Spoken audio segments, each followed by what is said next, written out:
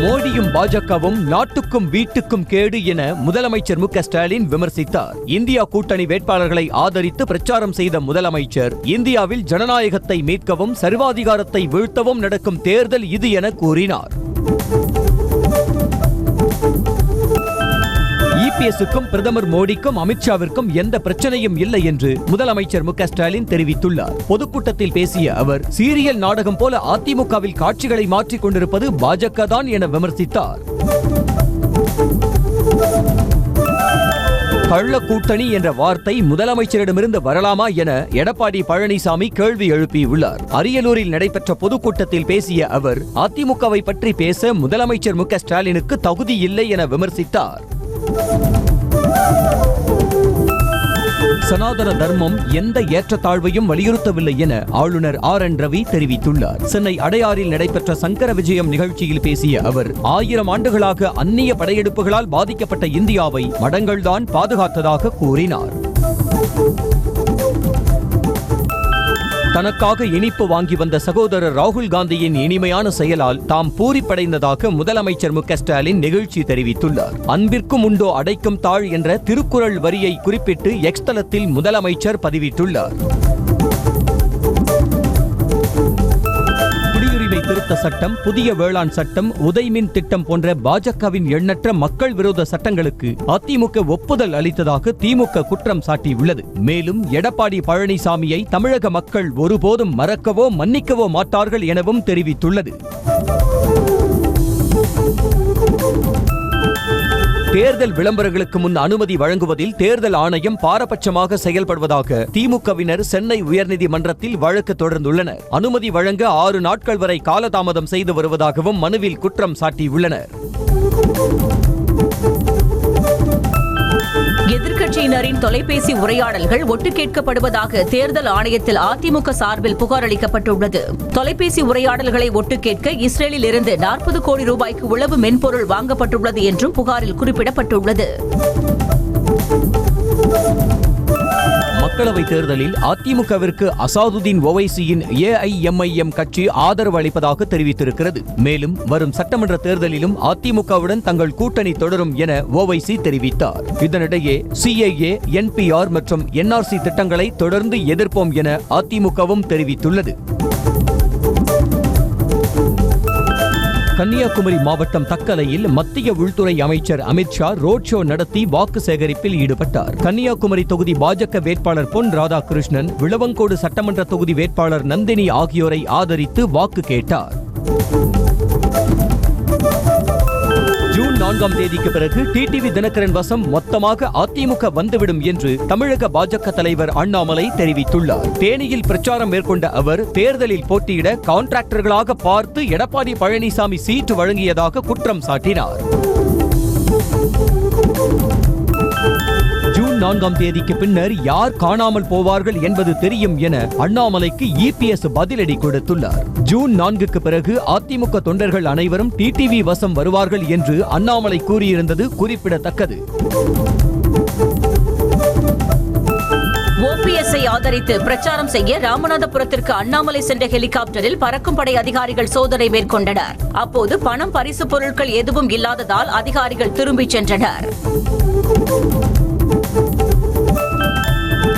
தேர்தல் விதிமுறைகளை மீறி அண்ணாமலை பிரச்சாரம் செய்வது அராஜகத்தின் உச்சம் என்று தமிழ்நாடு காங்கிரஸ் தலைவர் செல்வ பெருந்தகை தெரிவித்துள்ளார். திருச்சியில் செய்தியாளர்களிடம் பேசிய அவர் மோடி ஆட்சிக்கு முடிவு கட்ட மக்கள் தயாராகிவிட்டதாக கூறினார். பரப்புரையில் ஆவேசமாக பேசியதால் கண்ணில் இரத்த கசிவு ஏற்பட்டு காயம்பட்டுள்ளதாக நாம் தமிழர் கட்சி ஒருங்கிணைப்பாளர் சீமான் தெரிவித்துள்ளார். திருச்சி மாவட்டம் மண்ணச்சநல்லூரில் பிரச்சாரம் மேற்கொண்ட அவர் தம் கண்ணை விட இந்த மண்ணை நேசிப்பதாக கூறி வாக்கு சேகரித்தார். கோவை மக்களவை தொகுதி பாஜக வேட்பாளர் அண்ணாமலையை ஆதரித்து மத்திய நிதி அமைச்சர் நிர்மலா சீதாராமன் காந்திபுரம் பகுதியிலிருந்து சிவானந்தா காலனி வரை ரோட் ஷோ நடத்தி வாக்கு சேகரித்தார். அப்போது பொதுமக்கள் பூக்களை தூவி உற்சாக வரவேற்பு அளித்தனர். தூத்துக்குடி மாவட்டம் திருச்செந்தூர் அருகே திமுக வேட்பாளர் கனிமொழியின் வாகனத்தில் தேர்தல் பறக்கும் படையினர் சோதனையில் ஈடுபட்டனர். ஆறுமுகநேரி சோதனை சாவடியில் சோதனை செய்தபோது பணம், பரிசு பொருட்கள் உள்ளிட்டவை ஏதும் கிடைக்கவில்லை. கன்னியாகுமரி தொகுதி காங்கிரஸ் வேட்பாளர் விஜய் வசந்த் கிள்ளியூர் சட்டமன்ற தொகுதிக்குட்பட்ட பகுதிகளில் வாக்கு சேகரிப்பில் ஈடுபட்ட போது தொண்டர்கள் சால்வை அணிவித்து உற்சாக வரவேற்பு அளித்தனர். அப்போது விஜய் வசந்த் கையில் வடையை ஏந்தி இதுதான் மோடி சுட்ட வடை என கூறினார். பொள்ளாச்சி மக்களவை தொகுதி பாஜக வேட்பாளர் வசந்தராஜன் குனியமுத்தூர் பகுதியில் குதிரை வண்டியில் சென்று பொதுமக்களை சந்தித்து வாக்கு சேகரிப்பில் ஈடுபட்டார். அப்போது பிரதமர் மோடி கொண்டு வந்த திட்டங்கள் குறித்து பொதுமக்களிடம் எடுத்து கூறி பரப்புரை செய்தார். தேர்தல் பத்திரம் மூலம் 656 கோடி ரூபாய் பெற்றது குறித்து திமுகவின் பதில் என்ன என மத்திய நிதியமைச்சர் நிர்மலா சீதாராமன் கேள்வி எழுப்பினார். உதவி குழுக்கள் மூலமாக பெண்கள் லட்சம் ரூபாய் சம்பாதிக்க பிரதமர் மோடி வாய்ப்பு ஏற்படுத்தி கொடுத்துள்ளதாகவும் அவர் கூறினார். மக்களவை தேர்தலில் பாஜகவை தூக்கி எறிய முதலமைச்சருக்கு நாம் துணையாக இருக்க வேண்டும் என சிதம்பரம் விசிக வேட்பாளர் திருமாவளவன் தெரிவித்துள்ளார். அரியலூரில் பிரச்சாரம் மேற்கொண்ட அவர் இந்த தேர்தல் இந்திய அரசியல் வரலாற்றில் பேசப்படும் ஒன்றாக அமையும் என்று கூறினார். இந்திய விமானப்படைக்கு 97 தேஜஸ் MK-1A போர் விமானங்களை வாங்குவதற்கான டெண்டர் ஹிந்துஸ்தான் ஏரோநாட்டிக்ஸ் நிறுவனத்திற்கு வழங்கப்பட்டுள்ளதாக பாதுகாப்பு அமைச்சகம் தெரிவித்துள்ளது. இந்த போர் விமானங்களை வாங்க சுமார் 67,000 கோடி ரூபாய் செலவாகும் என எதிர்பார்க்கப்படுகிறது. ஹிமாச்சல பிரதேச மாநிலம் மண்டி தொகுதியில் போட்டியிடும் பாஜக வேட்பாளர் நடிகை கங்கனா ரணாவத் பொதுமக்களுடன் நடனமாடி வாக்கு சேகரித்தார். பொதுக்கூட்டத்தில் பங்கேற்க சென்றபோது மக்களுடன் ஜாலியாக நடனமாடி மகிழ்ந்தார். டெல்லியில் உள்ள அகில இந்திய காங்கிரஸ் கமிட்டி அலுவலகத்தில் நடைபெற்ற தலைமை தேர்தல் குழு கூட்டத்தில் தலைவர் மல்லிகார்ஜுன கார்கே, சோனியா காந்தி உள்ளிட்டோர் பங்கேற்றனர். ஹிமாச்சல பிரதேச மக்களவை தேர்தலில் போட்டியிடும் வேட்பாளர்கள் குறித்து விவாதிக்க இக்கூட்டம் கூடியது. சந்திரயான் திட்ட வெற்றி சாத்தியமானதற்கு காரணம் நேரு அமைத்த அடித்தளங்கள் தான் என்று பிரியங்கா காந்தி தெரிவித்துள்ளார். இன்னும் எத்தனை ஆண்டுகள் காங்கிரஸை குறை கூறுவீர்கள் என பாஜகவிற்கு கேள்வி எழுப்பினார். மேற்கு வங்க முதல்வர் மமதா பானர்ஜி நடன கலைஞர்களுடன் உற்சாகமாக பாரம்பரிய நடனத்தை ஆடி மகிழ்ந்தார். மேற்கு வங்க மாநிலம் சிலிகுரியில் நடந்த பொதுக்கூட்டத்தில் பங்கேற்ற போது நடனமாடிய மமதா பானர்ஜியின் வீடியோ பலராலும் தொடர்ந்து பகிரப்பட்டு வருகிறது. மக்களவை தேர்தலில் பாஜக 200 இடங்களில் கூட வெற்றி பெறாது என மமதா பானர்ஜி தெரிவித்தார். கொல்கத்தாவின் ஜல்பைகுரி பகுதியில் நடைபெற்ற பிரச்சார பொதுக்கூட்டத்தில் பேசிய அவர் அம்பேத்கர் உருவாக்கிய அரசியல் சட்டத்தை பாஜக அழித்துவிட்டதாக குற்றம் சாட்டினார். 15 ஆண்டுகளுக்கு முன்பு பீகாரின் நிலை என்ன என முதலமைச்சர் நிதிஷ்குமார் கேள்வி எழுப்பினார். தேர்தல் பிரச்சார கூட்டத்தில் பேசிய அவர் அச்சம் இல்லாமல் யாரும் வீட்டிற்கு சென்றதில்லை என்பதற்கு நாடே சாட்சி என்றும் தற்போது மாறியுள்ளதாக கூறினார். தெலங்கானா மாநிலம் ஹாசமாபாத் நகரில் AIMIM தலைவர் அசாதுதீன் ஓவைசி பிரச்சாரம் மேற்கொண்டார். தக்பீர் நகர், அல் ஜுபைல் காலனி உள்ளிட்ட பகுதிகளில் வீடு வீடாக சென்று வாக்கு சேகரிப்பில் ஈடுபட்டார். மக்களவை தேர்தலுக்கான ராஷ்டிரிய ஜனதா தளத்தின் தேர்தல் அறிக்கையை பீகார் முன்னாள் துணை முதல்வர் தேஜஸ்வி யாதவ் இன்று வெளியிட்டார். அதில் ரக்ஷா பந்தன் தினத்தில் பீகாரின் ஏழை சகோதரிகளுக்கு ஆண்டுதோறும் 1 லட்சம் ரூபாய் நிதியுதவி வழங்கப்படும் என அவர் அறிவித்துள்ளார். கர்நாடக மாநிலம் தும்கூரு தொகுதி பாஜக வேட்பாளர் சோமண்ணாவை ஆதரித்து மாநில பாஜக தலைவர் விஜயேந்திரா மற்றும் முன்னாள் முதல்வர் குமாரசாமி ஆகியோர் பிரச்சாரம் மேற்கொண்டனர். ஆதரவாளர்களுடன் ஊர்வலமாக சென்று வாக்கு சேகரிப்பில் ஈடுபட்டனர். அமலாக்கத்துறையால் கைது செய்யப்பட்டதை எதிர்த்து டெல்லி முதலமைச்சர் கெஜ்ரிவால் தாக்கல் செய்த மனு வரும் திங்களன்று உச்சநீதிமன்றத்தில் விசாரணைக்கு வருகிறது. அமலாக்கத்துறை தேவையான ஆதாரங்களை தாக்கல் செய்ததால் கெஜ்ரிவால் மனுவை டெல்லி உயர்நீதிமன்றம் நிராகரித்தது.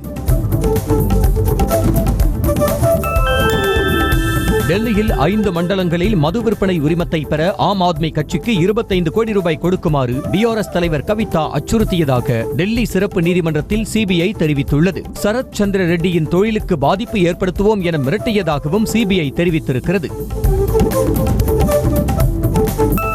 பெங்களூரு குண்டுவெடிப்பு தொடர்பாக கைது செய்யப்பட்டவர்கள் கொல்கத்தாவில் உள்ள ட்ரீம் ஹவுஸ் விடுதியில் தங்கியிருந்த CCTV காட்சிகள் வெளியாகியுள்ளன. மேலும் மார்ச் 25 முதல் 28ஆம் தேதி வரை போலி அடையாளத்துடன் தங்கியிருந்தது தெரியவந்துள்ளது. பெங்களூரு ராமேஸ்வரம் கப்பே குண்டுவெடிப்பு தொடர்பாக கொல்கத்தாவில் கைது செய்யப்பட்ட இருவர் பலத்த போலீஸ் பாதுகாப்புடன் பெங்களூருவில் உள்ள நீதிமன்றத்தில் ஆஜர்படுத்தப்பட்டனர். இதையடுத்து 10 நாள் NIA காவலில் எடுத்து விசாரிக்க அனுமதி வழங்கப்பட்டது. எலான் மஸ்கின் ஸ்டார்லிங்க் சேட்டலைட் இணைய சேவைக்கான உரிமம் விரைவில் வழங்கப்படும் என தகவல் வெளியாகியுள்ளது. செயற்கைக்கோளிலிருந்து நேரடியாக மின்னல் வேகத்தில் இணைய சேவையை வழங்கும் ஸ்டார்லிங்க் ஸ்பெக்ட்ரம் ஒத்திகைக்கான ஒப்புதலை மத்திய அரசு விரைவில் வழங்க உள்ளது. சவுதி அரேபியாவில் 18 ஆண்டுகளாக மரண தண்டனையை எதிர்நோக்கி சிறையில் உள்ள கோழிக்கோட்டைச் சேர்ந்த அப்துல் ரஹீம் என்பவரின் விடுதலைக்காக மலையாளிகள் கிரவுட் ஃபண்டிங் மூலம் 34 கோடி ரூபாய் சேகரித்து அசத்தியுள்ளனர். இதுதான் உண்மையான கேரளா ஸ்டோரி என்று கேரள முதலமைச்சர் தெரிவித்துள்ளார். கோவாவில் உள்ள வாஸ்கோடகாமா நகரில் 5 வயது சிறுமி பாலியல் பலாத்காரம் செய்யப்பட்டது தொடர்பாக 20 கட்டுமான தொழிலாளர்களை பிடித்து போலீசார் விசாரணை நடத்தி வருகின்றனர். கடந்த வியாழக்கிழமை கட்டட தொழிலாளியின் மகள் பாலியல் பலாத்காரம் செய்யப்பட்டு சடலமாக மீட்கப்பட்டார். ஆந்திர மாநிலம் அனகப்பள்ளி மாவட்டத்தில் அச்சுதாபுரம் கடற்கரையில் மீனவர்கள் வலையில் சிக்கிய பெரிய திமிங்கலத்தை வனத்துறையினர் மீண்டும் பாதுகாப்பாக கடலில் விட்டனர். வலையில் சிக்கிய திமிங்கலம் உயிருடன் இருப்பதை அறிந்து வனத்துறையினருக்கு தகவல் அளிக்கப்பட்டது. தலைநகர் டெல்லியில் ஏற்பட்ட திடீர் வானிலை மாற்றத்தால் அங்குள்ள மக்கள் வெப்பத்தின் தாக்கத்திலிருந்து விடுபட்டுள்ளனர். கடந்த சில நாட்களாக வெயில் வாட்டி வதைத்து வந்த நிலையில் டெல்லி மற்றும் சுற்றுவட்டார பகுதிகளில் கனமழை பெய்ய வாய்ப்புள்ளதாக வானிலை மையம் அறிவித்துள்ளது. தலைநகர் டெல்லியின் NCR, கர்த்தவிய பாதை உள்ளிட்ட பகுதிகளில் லேசான மழை பெய்தது. டெல்லியில் காற்று மாசுபாடு மற்றும் வெப்ப அலை நிலவி வந்த நிலையில் லேசாக பெய்த மழையால் மக்கள் மகிழ்ச்சியடைந்துள்ளனர். வாக்களிப்பதன் முக்கியத்துவம் குறித்து விழிப்புணர்வு ஏற்படுத்த உத்தரப்பிரதேசத்தின் பிரயாக்ராஜில் பெண்கள் இருசக்கர வாகனங்களில் பிங்க் நிற பலூன்களுடன் பேரணி நடத்தினர். மேலும் வாக்களிப்பது குறித்து சாலையில் விழிப்புணர்வு நிகழ்ச்சியும் நடத்தப்பட்டது. ஆரோக்கியமான பானம் என்ற பட்டியலில் இருந்து போன்விட்டாவை மத்திய அரசு நீக்கியுள்ளது. அதிகளவு சர்க்கரை, வண்ண நிறமைகள் பயன்படுத்துவது குழந்தைகளுக்கு புற்றுநோய் உள்ளிட்ட பாதிப்பை ஏற்படுத்தும் என புகார் எழுந்தது. இது ஆய்விலும் உறுதியானதை அடுத்து இந்த நடவடிக்கையானது எடுத்துள்ளது.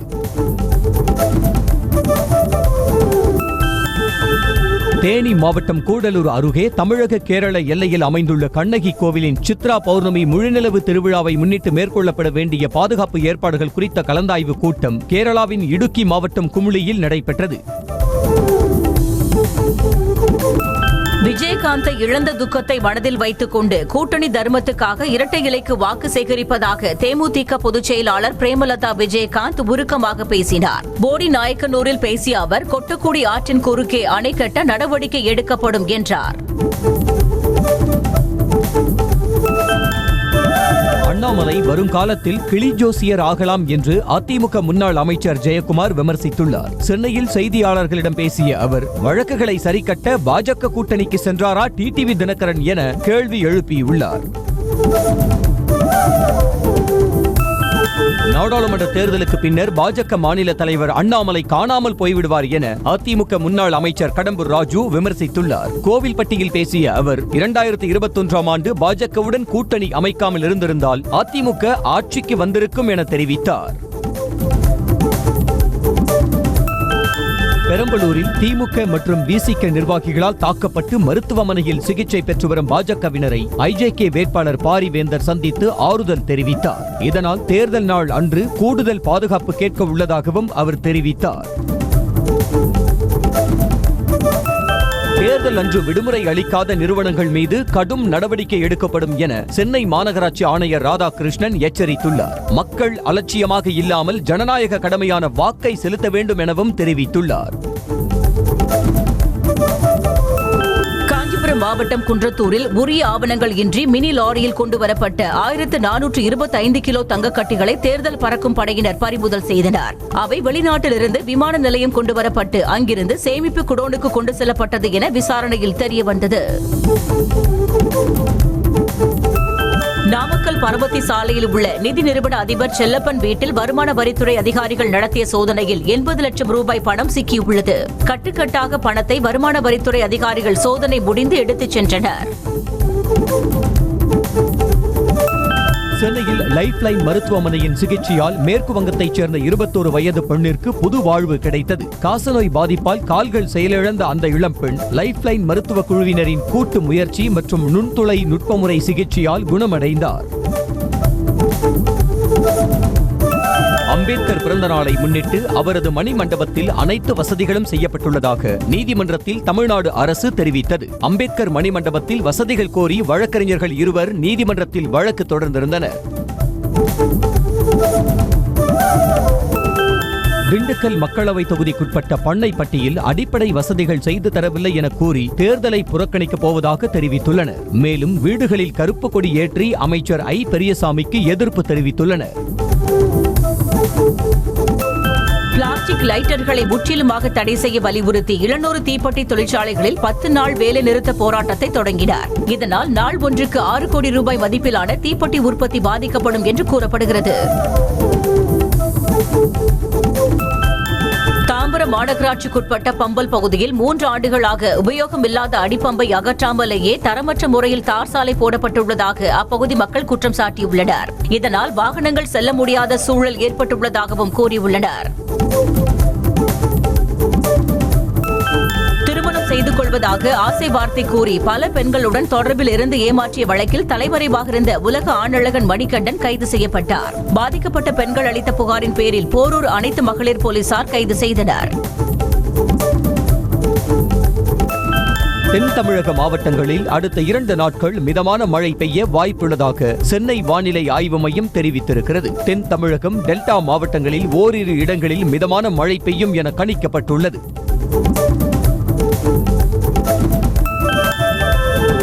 தென்காசி மாவட்டம் கடையநல்லூர் சுற்றுவட்டார பகுதிகளில் பரவலாக மழை பெய்ததால் பொதுமக்கள் விவசாயிகள் மகிழ்ச்சி அடைந்தனர். கடந்த சில நாட்களாக வெயிலின் தாக்கத்தால் மக்கள் அவதியடைந்து வந்த நிலையில் திடீரென மழை பெய்ததால் வெப்பம் தணிந்து குளிர்ச்சியான சூழல் நிலவியது.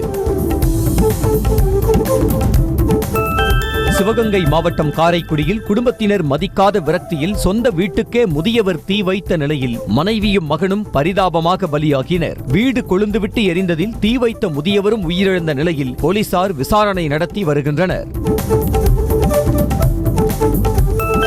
சித்திரை மாத பிறப்பை முன்னிட்டு கன்னியாகுமரி மாவட்டம் தோவாளை மலர்ச்சந்தையில் பூக்களின் விலை கிடுகிடுவென உயர்ந்து விற்பனையானது. கடந்த சில தினங்களுக்கு முன்பு கிலோ 1000 ரூபாய்க்கு விற்கப்பட்ட பிச்சிப்பூ 500 ரூபாய் உயர்ந்து 1500 ரூபாய்க்கு விற்பனையானது.